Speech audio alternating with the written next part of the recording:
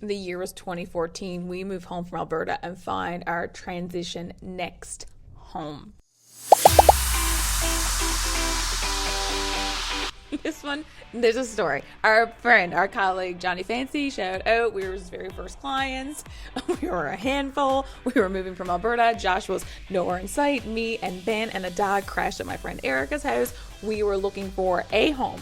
Didn't care what location. It just needed a playroom. After having the kid, Bennett, who was 1 year old, I was like, needs to have a playroom. There was nothing on the market, nothing in our price range. I think we paid like, I don't know, $375. I can't remember how much for this house was on Vanbury. Beautiful home. Completely renovated before we sold it and moved to our next home. The perfect transition in between home. Had so much space. Had the playroom. That was my non-negotiable. Didn't care if I didn't have pantry. I needed an ensuite. It was it. We bought this home without seeing it. These were the photos. This is what was up. This is the homeowners. This was theirs. It wouldn't be a forever home because the backyard sucked. Josh always hated the backyard. I was like, okay, we'll just play in the front yard. It was fine. We bought this home. If I recall correctly, we seen it online. We put an offer in on it. I went and seen it after the fact. Josh never did see it until he got to Alberta because we flew, he drove. It was quite the ordeal. We stayed with my friend Erica. We were using a mortgage broker in Alberta. Things got a little bit weird because Josh was still in the oil patch. We were not in real estate in this era of our life. This was 2014. I was still a nurse. He was doing turnaround. I don't even know if I had a job. Anyway, things got a little bit dicey. I'm not going to lie with our approval. We were using a mortgage broker in Alberta. Time difference, a 3.5 time difference was a nightmare. We were supposed to close. It was SOS moment and red flag. Josh works in a patch. He has a salary, which is much lower than what he actually makes. And Scotiabank decides not to use his bonus. Me, myself, my dog, and Bennett are at my friend's, crashed there. Like, what the heck do we do? Are we going to lose the house? I remember my good friend Diane, who's married to a mortgage broker, Mr. Robert Jennings. And I call him in a mad panic. I'm like, hey, Rob, we're moved home. I'm Josh's wife. I don't know if we really know each other anymore.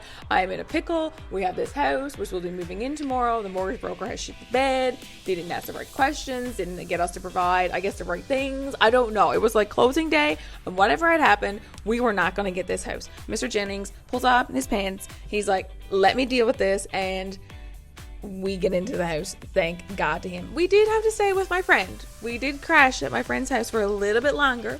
God love Erica and Pat. They didn't have any kids at the time, and they didn't have a dog either, so they were happy. I think Erica was happy to have our company. I think we're still friends, so that's a good point. He jumped in and saved the day, and we did not lose that house. We closed it. So after closing the day, I immediately painted the full house. We got rid of the orange, had our own furniture. I remember when I shared the story a couple weeks ago, but our first home we sold in Alberta, we cashed out and made a lot of money. I really splurged on furniture that Josh did not like. Not the best decision as an adult, but I really, really wanted Hayward's couch. And we still have said Hayward's couch 11 years later. Great investment. Completely painted it, made it our own. The house was perfect. Still will be perfect for us. For 8 long years, we added our second child, Scarlett. We, made so many memories there, all in the front yard of that house. Great neighbors.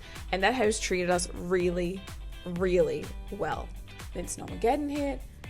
I get into real estate. Josh is like, I'm tired of this backyard. And then we finally he decided actually, he's like, we're moving into a family home. A forever family home with a bigger backyard. Don't care if the house is any bigger or better. House is perfect. We just need a big backyard.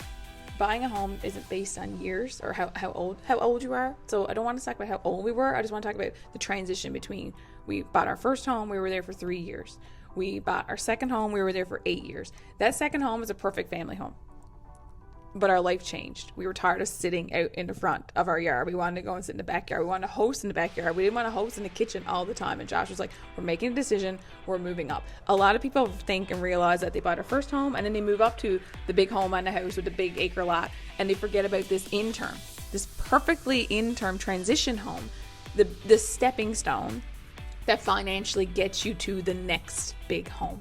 And sometimes they're afraid of that big gap in between because there was a lot of years. There was 8 years in between for us, and they kind of missed that important milestone of home ownership and building that equity to get to that next home. I'm sharing this with you because you might be in the same boat or know someone who is.